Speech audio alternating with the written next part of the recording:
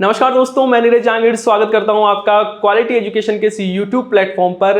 Rajasthan cooperative recruitment board द्वारा हाल ही में 635 पदों के लिए विज्ञप्ति जारी की गई है। इसमें हम बात करें तो देखो, एक तो एपेक्स बैंक और जो various district central cooperative bank है जिसको हम डीसीसीबी बोलते हैं, उसके लिए वैकेंसी है। कितने पदों के लिए है तो देखो, इसमें 635 पद होने वाले हैं। वही हम बात करें कौन कौन सी पोस्ट है तो देखो, सीनियर मैनेजर, मैनेजर और आपके कंप्यूटर डेवलपर और बैंकिंग असिस्टेंट, इन 4 पदों के लिए वैकेंसी इसमें रखी गई है। हम बात करें कितनी सीटें, इसमें कितने पद हैं तो देखो, जो सीनियर मैनेजर है उसमें नॉन टीएसपी में कितना पद है, 1 पद है। वही हम बात करें मैनेजर में तो मैनेजर में टीएसपी में तो 7 पद हैं। वही हम बात करें नॉन टीएसपी की तो इसमें टोटल 81 पद होने वाले हैं। और ये जो 1 पद लिखा हुआ है यहाँ पर, ये है आपके जो 12 शहरिया है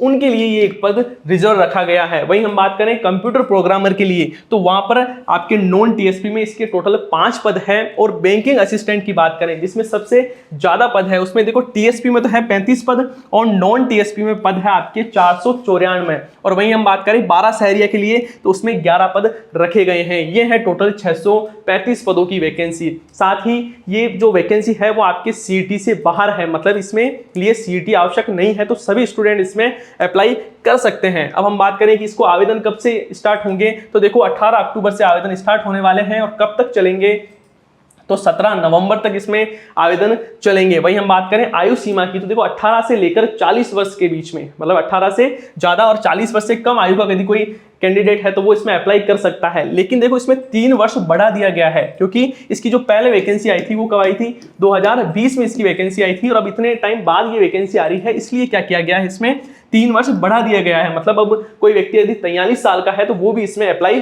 कर सकता है। फिर हम बात करें कि इसमें जो एग्जाम होगा उसमें नेगेटिव मार्किंग कितनी होगी तो देखो, 0.25 नंबर की जो है वो नेगेटिव मार्किंग होने वाली है। और पासिंग मार्क्स कितने होंगे तो देखो, मात्र 33% है वो इसमें पासिंग मार्क्स होने वाले हैं। वहीं एसटी एससी की बात करें तो उसमें 28% अंक ही लाने हैं और वो सारे कैंडिडेट पास होने वाले हैं। फिर देखो आगे बात करें, ये है आपकी, इसमें अलग अलग दिया हुआ है कि कौन से डिस्ट्रिक्ट में किसने पोस्ट होने वाली है। वहीं हमने देखा कि जो सीनियर मैनेजर है उसमें 1 ही पद है। और 1 पद किसके लिए है तो देखो, आपके जो एमबीसी है उसमें ये 1 पद दिया गया है। बाकी आप ये जो हमारी इसकी जो पीडीएफ है वो हमारे जो टेलीग्राम चैनल है क्वालिटी एजुकेशन RS, वहां पर आप इसको डिटेल से देख सकते हो, आपके जो आपका डिस्ट्रिक्ट है उसमें कितने पद है। हम बात करें यहाँ पे देखो, मैनेजर के लिए नॉन टीएसपी में 81 पद हैं और वो इस प्रकार बांटे गए हैं। तो इसकी जो पीडीएफ है वहां पर आप इसको देख सकते हो।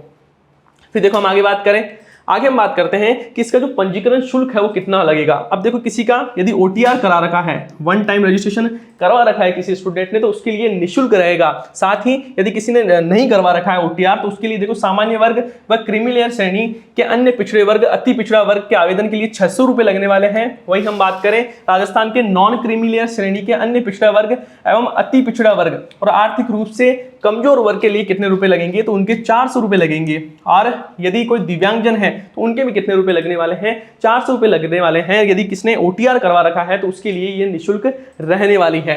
अब हम बात करते हैं कि क्वालिफिकेशन क्या चाहिए। ये बहुत ज्यादा इंपॉर्टेंट हो जाता है कि यदि आपको किस पोस्ट के लिए भरना है तो उसके लिए क्वालिफिकेशन क्या चाहिए होगी। तो देखो, हम बात करें सबसे पहले कि सीनियर मैनेजर के लिए क्या क्वालिफिकेशन होनी चाहिए। तो देखो, सीनियर मैनेजर की बात करें तो इसमें एक तो एमबीए की डिग्री होनी चाहिए। मतलब यदि कोई सीनियर मैनेजर के लिए फॉर्म भरना चाह रहा है तो उसके लिए एमबीए की डिग्री अनिवार्य है। यदि किसी के पास एमबीए की डिग्री नहीं है तो वो क्या कर सकता है, 2 year post graduate diploma in business management, मतलब उसके पास क्या होना चाहिए, 2 साल का जो ग्रेजुएट डिप्लोमा होना चाहिए, किसमें तो बिजनेस मैनेजमेंट में, उसके साथ में ग्रेजुएशन इन एनी सब्जेक्ट और एनी इक्विवेलेंट डिग्री। तो मतलब इन दोनों में से या तो एमबीए होना चाहिए या क्या होना चाहिए, 2 साल का ग्रेजुएशन का डिप्लोमा इन बिजनेस मैनेजमेंट। फिर देखो, हम बात करें कि मैनेजर के लिए क्या चाहिए। मैनेजर के लिए क्या योग्यता होनी चाहिए तो एक graduate from a university established by law in India और an equivalent degree recognised by the government. मतलब इसमें क्या होना चाहिए, ग्रेजुएट यदि कोई छात्र है तो वो मैनेजर के लिए भर सकता है। फिर हम बात करें कंप्यूटर प्रोग्रामर के लिए क्या योग्यता चाहिए होगी तो देखो, इसमें क्या होना चाहिए, बीटेक होना चाहिए और किसमें, कंप्यूटर साइंस में या आईटी में हो या इलेक्ट्रॉनिक्स में हो या इलेक्ट्रॉनिक्स एंड टेलीकम्युनिकेशन में हो, इलेक्ट्रॉनिक्स एंड कम्युनिकेशन में हो, इलेक्ट्रॉनिक्स एंड इंस्ट्रूमेंटेशन में हो, या उसने एमसीए कर रखा है, या उसने एमएससी कर रखा है कंप्यूटर साइंस में, या उसने एमएससी कर रखा है आईटी में, वो सब बच्चे क्या भर सकते हैं, कंप्यूटर प्रोग्रामर के लिए भर सकते हैं। साथ ही इसमें और क्या दिया हुआ है, यदि वो सारी चीजें नहीं है तो यदि किसी ने क्या कर रखा है, पीजीडीसीए कर रखा है और किसके साथ, एमएससी के साथ। इसमें देखो ये ध्यान रखना, पीजीडीसीए प्लस एमएससी ये दोनों होना चाहिए। यदि मान लो कि आपने क्या करनी कर रखा, बीटेक नहीं कर रखी है और यदि आपने पीजीडीसीए कर रखा है, साथ में आपने एमएससी कर रखी है, तो वो भी अप्लाई इसमें कर सकते हैं। साथ ही देखो यदि ये भी चीज नहीं है तो एक graduate degree in commerce, economics, science, math, static from a recognised university board with a diploma. देखो आपने क्या कर रखा है, ग्रेजुएशन कर रखी है। ग्रेजुएशन किस में हो सकती है कि आपने मान लो कि कॉमर्स में की है, साइंस में की है, मैथमेटिक्स में की है, स्टैटिक में की है, तो वो उसके साथ ही आपको 3 साल का डिप्लोमा चाहिए कंप्यूटर किसमें, इंजीनियरिंग में।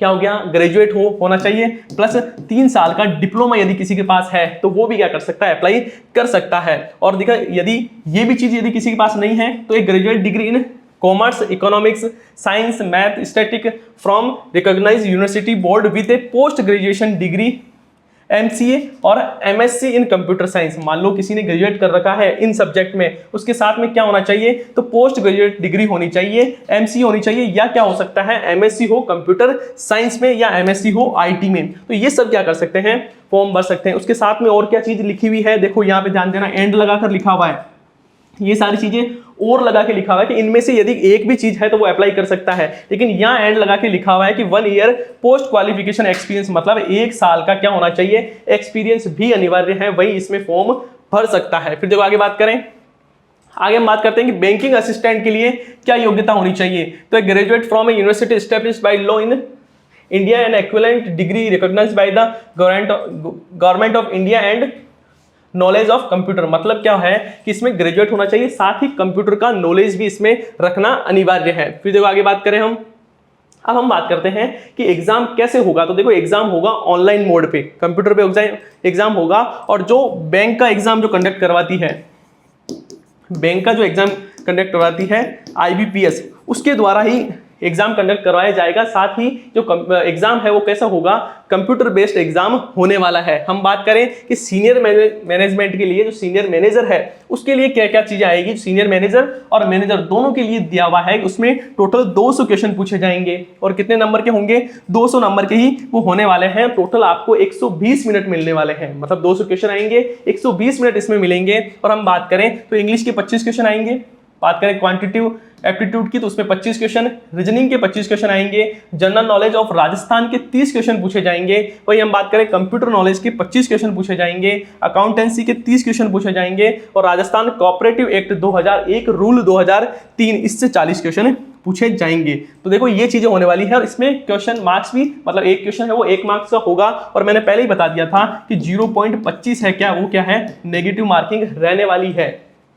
फिर देखो आगे हम बात करें कंप्यूटर प्रोग्रामर की, तो इसके लिए भी कितने होंगे, 200 क्वेश्चन होंगे, 200 ही मार्क्स रहेंगे, टाइम वही मिलने वाला है 120 मिनट, कंप्यूटर बेस्ड एग्जाम होगा।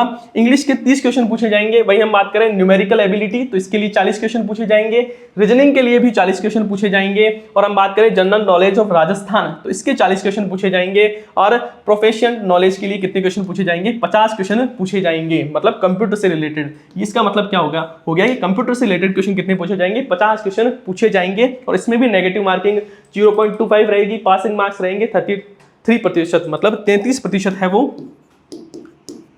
और ST/SC है उसके लिए 28% पासिंग मार्क्स रहने वाले हैं। फिर देखो आगे बात करें बैंकिंग असिस्टेंट के लिए क्या होगा, तो उसमें भी 200 क्वेश्चन रहेंगे और 200 ही नंबर रहने वाले हैं, 120 मिनट में आपको कंप्लीट करना होगा। इसमें हम बात करें इंग्लिश के कितने क्वेश्चन होंगे, 30 क्वेश्चन होंगे। वहीं हम बात करें क्वांटिटेटिव एप्टीट्यूड के 40, रीजनिंग के 40 क्वेश्चन होने वाले हैं, जनरल नॉलेज ऑफ राजस्थान के भी 30 क्वेश्चन होंगे, और इसमें कंप्यूटर नॉलेज के 25 क्वेश्चन होंगे, और अकाउंटेंसी के कितने क्वेश्चन होंगे, 25। और भाई बात करें राजस्थान कोऑपरेटिव एक्ट 2001 और रूल 2003 से कितने होंगे, 10 क्वेश्चन इससे पूछे जाएंगे। ऐसे कर 200 क्वेश्चन होंगे, और नंबर भी कितने होने वाले हैं, 200 होने वाले हैं। फिर हम बात करें डिटेल सिलेबस की कि इसमें डिटेल सिलेबस क्या होगा। तो देखो इसमें कुछ चीजें बताई गई है कि जो इंग्लिश है वो सेकेंडरी लेवल की पूछी जाएगी, मतलब 10th लेवल की है वो इंग्लिश पूछी जाएगी, इंग्लिश ग्रामर हो गई और वो सारा कंप्रिहेंशन वाला पार्ट इसमें पूछा जाएगा। फिर हम बात करें क्वांटिटेटिव एप्टीट्यूड पूछा जाएगा इसमें, और वो किस लेवल का होगा, तो देखो जो क्लेरिकल लेवल का होता है, जितने भी क्लेरिकल लेवल के जो एग्जाम होते हैं जो सेंट्रल गवर्नमेंट द्वारा कंडक्ट कराए जाते हैं, जिसपे IBPS जो कंडक्ट करवाती है, वो सारे एग्जाम में जैसी मैथ्स आती है वैसी पूछी जाएगी। साथ ही रीजनिंग में भी वैसा ही क्लेरिकल का जो लेवल आता है उस लेवल की रीजनिंग पूछी जाएगी। वही हम बात करें न्यूमेरिकल एबिलिटी में, तो उसमें भी यही सेम चीज लिखी गई है। वही हम बात करें जनरल नॉलेज ऑफ राजस्थान, उसमें क्या क्या चीजें पूछी जाएगी, तो देखो general interest awareness about the major economic, social, political, geographical, culture, literature, scientific aspect of importance, current development of Rajasthan, मतलब करंट की चीजें पूछी जाएगी। इसमें आपके जो इकोनॉमिक्स की चीजें आ गई, पॉलिटिक्स की चीजें आ गई, जियोग्राफिकल चीजें आ गई, वो सारी इसमें पूछी जाएगी। फिर देखो हम बात करें, साथ ही देखो साइंटिफिक एस्पेक्ट ऑफ पूछा जाएगा, मतलब साइंटिफिक मतलब साइंस की चीजें भी इसमें पूछी जाएगी। फिर हम बात करें कंप्यूटर में क्या क्या पूछा जाएगा, तो देखो basic knowledge of computer application, उसके साथ में ही देखो बेसिक नॉलेज ऑफ कंप्यूटर पूछा जाएगा, उसके साथ हार्डवेयर सॉफ्टवेयर पूछे जाएंगे, और जो पेरिफेरल जो चीजें हैं, डिवाइसेस हैं, उनके बारे में पूछा जाएगा, और उनका यूज क्या क्या होता है उसके बारे में पूछा जाएगा। MS ऑफिस के बारे में भी पूछा जाएगा। उसके बाद हम बात करें अकाउंटेंसी, तो अकाउंटेंसी में देखो पास कोर्स स्टैंडर्ड, मतलब जो ग्रेजुएट है उसके लेवल की अकाउंटेंसी पूछी जाएगी। और क्या पूछा जाएगा, तो राजस्थान कोऑपरेटिव एक्ट 2001 और रूल 2003, इससे रिलेटेड सारी चीजें लिखी गई है, वो सब इसमें पूछी जाएगी। फिर देखो आगे बात करें अब हम बात करें कि जो एग्जाम सेंटर है वो कहाँ कहाँ होने वाले हैं, तो देखो इसमें एग्जाम सेंटर अजमेर, अलवर, बीकानेर, जयपुर, जोधपुर, कोटा, सीकर, श्रीगंगानगर और उदयपुर, इन 9 जो शहर हैं उनमें इसके एग्जाम सेंटर होने वाले हैं। और हम बात करें कि इसमें मतलब पेमेंट कितना मिलेगा, ग्रेड पे क्या रहेगी, तो देखो इसमें जो एपेक्स बैंक है, ये देखो ये एपेक्स बैंक मैंने बताया था शुरू में, एपेक्स बैंक है, तो और उसके साथ में जो स्टेट है उसमें अलग अलग पेमेंट होगा, मतलब हर स्टेट जो कोऑपरेटिव बैंक है वो उस हिसाब से पेमेंट में कुछ चेंज हो सकता है। लेकिन हम बात करें नॉर्मली कितना होगा, तो देखो जो कोई सीनियर मैनेजर है तो उसके लिए 40,000 से लेकर 90,000 रुपए के बीच का जो पेमेंट रहने वाला है। वहीं हम बात करें कंप्यूटर प्रोग्रामर की, तो उसमें देखो लगभग 30,000 से 80,000 के बीच में रहेगा। वहीं हम बात करें मैनेजर के लिए, तो मैनेजर में देखो 30,000 से लेकर 80,000 के बीच में रहने वाला है। और हम बात करें बैंकिंग असिस्टेंट की, तो उसका जो पे स्केल रहेगा वो 17,000 से लेकर 80,000 रुपए के बीच में रहने वाला है। साथ ही क्या होगा कि जो मतलब डिस्ट्रिक्ट के हिसाब से ये चीज़ें चेंज होती जाएगी। यदि आपको वीडियो अच्छा लगा है तो वीडियो को लाइक करें और चैनल को सब्सक्राइब करें। इसके साथ ही यदि आपको किसी प्रकार की क्वेरीज है तो आप वो कमेंट बॉक्स में पूछ सकते हैं। धन्यवाद।